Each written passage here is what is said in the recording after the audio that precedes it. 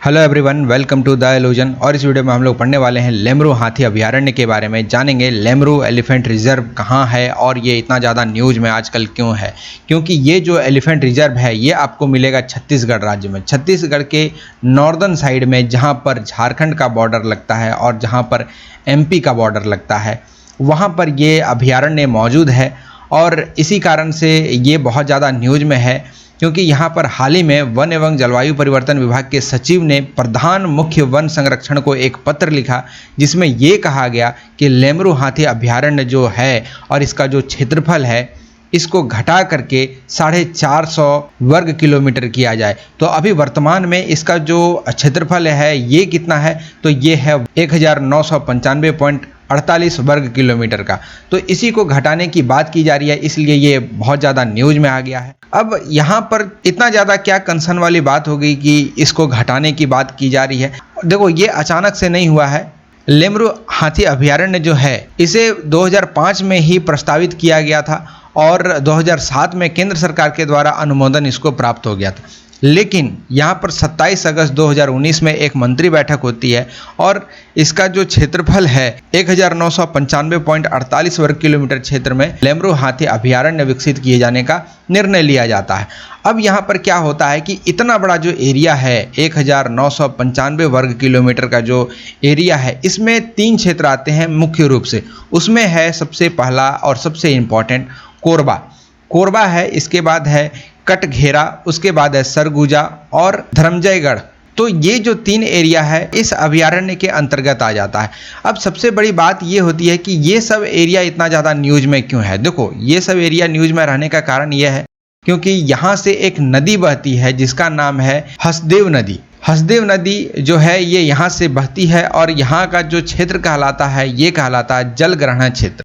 तो ये जो नदी बहती है और जो ये कोरबा, कटघोरा, सुरगुजा और धर्मजयगढ़ से जब ये बहते हुए निकलती है तो यहाँ का जो ज़मीन है या फिर यहाँ का जो क्षेत्र है ये काफ़ी ज़्यादा रिच बायोडाइवर्सिटी वाला बन जाता है। तो ये जो बायोडाइवर्सिटी वाला जो एरिया है, अभी ये कहा जा रहा है कि इस एरिया को संरक्षित करके रखना बहुत ज़्यादा ज़रूरी है। और जो हम लोगों ने अनुमोदित किया था 1995 वर्ग किलोमीटर का जो एरिया, इसको अब बढ़ा करके इससे डबल कर दिया जाए। और ये कितने की जाने की बात की जा रही है, ये करने की बात हो रही है 3827.64 वर्ग किलोमीटर। तो इतना ज़्यादा इसको बढ़ाने की बात की जा रही है, ऑलमोस्ट इसको डबल करने की बात की जा रही है। तो जैसे ही ये डबल होता है या फिर ऐसा यहाँ पर न्यूज़ आता है तो यहाँ पर काफ़ी ज़्यादा सरकार को आपत्ति होगी कि नहीं, इसको बढ़ाया नहीं जाना चाहिए, इसको और घटाया जाना चाहिए।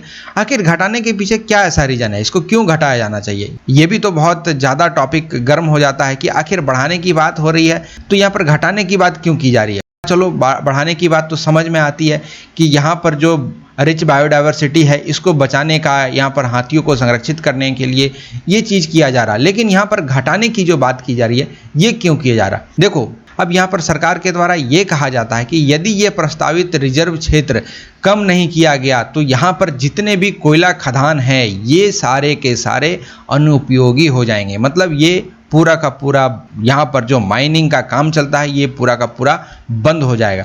अब माइनिंग का काम चलता है, इसका मतलब देखो, माइनिंग जो ये क्षेत्र है ये कोरबा, कटघोरा, सुरगुजा और धर्मजयगढ़ जो है ये तीनों क्षेत्रों में काफ़ी ज़्यादा माइनिंग होता है। यहाँ पर कोयले का, कोल का बहुत ज़्यादा रिजर्व है। तो यहाँ पर सरकार माइनिंग के थ्रू कोयले को एक्सट्रैक्ट कराती है और अपने काम में लेती है। तो यहाँ पर सरकार का सबसे बड़ा आपत्ति यही है कि यदि ये रिजर्व क्षेत्र प्रस्तावित हो जाता है और इसका क्षेत्र यदि बढ़ा दिया जाता है 1995 से करीब 4000 के आसपास इसको कर दिया जाता है तो और भी बड़ा क्षेत्र ये हो जाएगा। और जब ये रिजर्व हो जाएगा, जब ये संरक्षित हो जाएगा, तो जो भी यहाँ पर माइनिंग का काम चलता है, जो भी कोयला भंडार है, ये सारा का सारा वहाँ पर बंद हो जाएगा, यहाँ से ये कर नहीं पाएंगे। यही सबसे बड़ा कारण है कि हसदेवा अरण्य जंगल का ही एक हिस्सा है ये रिजर्व।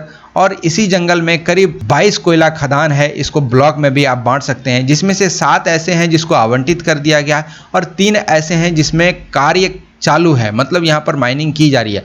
लेकिन और भी इसमें है जिसको स्टार्ट करना है, और यहाँ पर यही सबसे बड़ा चुनौती है कि यदि ये क्षेत्र आरक्षित कर दिया जाता है, यदि इसको संरक्षित किया जाता है, तो यहाँ पर जितने भी कोयला खदान है वो सारे के सारे अनुपयोगी हो जाएंगे। यहाँ से जो कोयला निकाले जाते हैं वो निकालना बंद हो जाएगा। तो सबसे बड़ा टेंशन की बात यही है, इसलिए इस क्षेत्र को संरक्षित करने की बात में सरकार को काफ़ी ज़्यादा आपत्ति है। और सरकार इवन ये कह रही है कि जो 1995 वर्ग किलोमीटर का जो एरिया है, इसको भी अब घटा करके इसको 450 वर्ग किलोमीटर में बदल दिया जाए। इसको जहाँ तक पर्यावरण वित्तों के द्वारा कहा जा रहा है कि इसको हम लोग डबल करेंगे, मतलब करीब करीब 4000 स्क्वायर किलोमीटर में इसको बदला जाएगा। वहीं सरकार का कहना है कि नहीं, इसको कम करें ताकि हमारा काम यहाँ पर हो सके। अब बात करते हैं यहाँ पर जो नदी की हम लोग बात किए, यहाँ पर जो सहदेव नदी है, ये सहदेव नदी क्या है और कहाँ से निकलती है। देखो, ये सहदेव नदी जो है ये बेसिकली छत्तीसगढ़ में ही बहती है, और ये महानदी की सबसे प्रमुख सहायक नदी है, ट्रिब्यूटरी है, जो कि कोरबा के कोयला क्षेत्र और चंपा मैदान से प्रवाहित होती है। मैं अभी आपको ये मैप में भी दिखाऊंगा। ये निकलता कहाँ से है, तो ये निकलता है कैमूर की पहाड़ी से।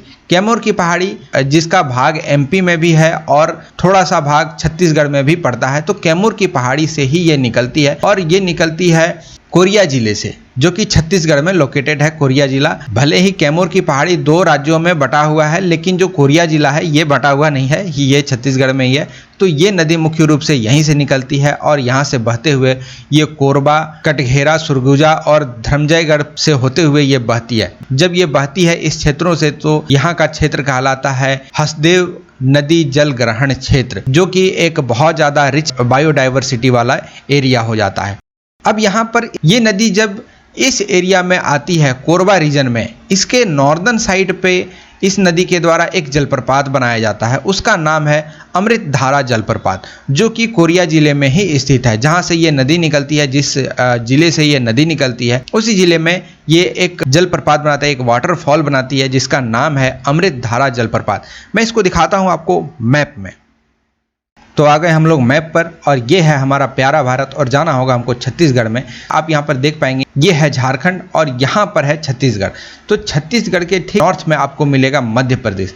मध्य प्रदेश के पास ही कैमूर रेंज है, कैमूर की पहाड़ियाँ स्थित है, जो कि थोड़ा सा एरिया पड़ता है छत्तीसगढ़ का, और यहीं से निकलती है ये नदी। और ये नदी डाउन स्ट्रीम बहती है और आती है यहाँ पर लेमूर एलिफेंट रिजर्व के पास। यहाँ पर एक बहुत बड़ा जलाशय भी है, वाटर रिजर्व भी है, जिसका नाम है हसदेव बांगो रिजर्वायर। और ये जो हसदेव बांगो रिजर्वायर है, ये बनाया गया है हसदेव नदी पर ही, और यहीं पर आपको मिलेगा ये क्षेत्र। आप यहाँ पर देख पाएंगे, ये जो आप यहाँ पर देख रहे हैं कोरबा बिलासपुर का जो ये एरिया है, ये कोरबा, ये बिलासपुर हो गया, ये धर्मजयगढ़ हो गया, ये जो पूरा एरिया है ये काफ़ी ज़्यादा बायोडाइवर्सिटी वाला एरिया माना जा रहा है। जिसमें ये बात किया जा रहा है कि इस एरिया को, जो यहाँ पर आप ये देख रहे हैं, ये एरिया है वो रिजर्वायर, जो कि हाथी के लिए रिजर्व किया गया है, जिसका नाम है लेमरू एलिफेंट रिजर्व। तो इस क्षेत्र को अभी बढ़ाने की बात की जा रही है, और इसको कहा जा रहा है कि इस पूरे रीजन को हम लोग सेपरेट करेंगे, ताकि ये बायोडाइवर्सिटी वाला एरिया कुछ ना हो पाए, इसको किसी प्रकार का क्षति ना हो। तो यहाँ पर सरकार को यही कहना है कि यदि आप करेंगे तो ये जो कोरबा रीजन है और जो धर्मजयगढ़ है, ये सब जो जगह है, यहाँ पर बहुत ज़्यादा कोयला है, यहाँ पर बहुत ज़्यादा अंदर में कोयला है। तो इस सब चीज़ों को कैसे एक्सट्रैक्ट किया जाए, यहाँ पर बहुत ज़्यादा नुकसान उठाना पड़ सकता है। वैसे मैं यहाँ पर बता दूँ कि यहाँ से जब थोड़ा सा नॉर्थ की ओर जाएंगे, तो कोरबा से जैसे आप नॉर्थ की ओर जाते हैं, तो यहाँ पर आपको मिलता है अमृत धारा वाटरफॉल। तो आशा करते हैं कि ये वीडियो आपको अच्छा लगा होगा। यदि ये वीडियो आपको अच्छा लगता है तो वीडियो को लाइक करें, चैनल को सब्सक्राइब करें। Thank you for listening. God bless you all.